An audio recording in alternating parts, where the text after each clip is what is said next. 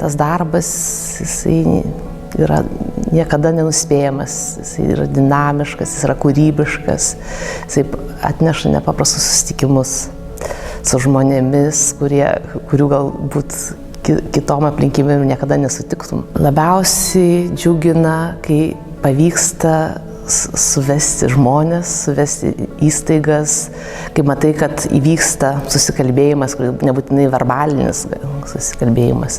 Ir matai, kad gims naujas kūrinys, naujas projektas. Ir kai matai, kad tu tapsi nereikalingas, kad jau tie susitikimai nuves žmonės ar institucijas kažkokiam savarankiškam jau kūrybiniam bendradarbiavimui.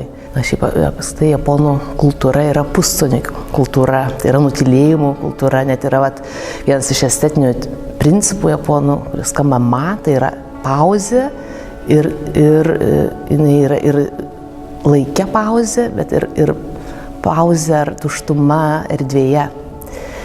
Ir tas bendravimas pustoniais, nutylėjimais, neapibrėžtumu, aš manau, jisai yra unikalus. Ir tuo yra patraukli Lietuva, jos menas, menininkai, kad mūsų menas, nesvarbu ar tai būtų vizualieji menai, ar literatūra, ar atlikimo menai, kad jie gal nėra tokie efektingi išoriškai, palyginus gal su kokiu pietų šalių menu, bet jie yra labai labai giliai įkrauti turinio, kad jie gimsta iš gilaus mąstymo, iš kontempliacijos, iš labai giliai išjaustų dalykų ir tą perskaito japonų auditorija, kuri yra labai jautri.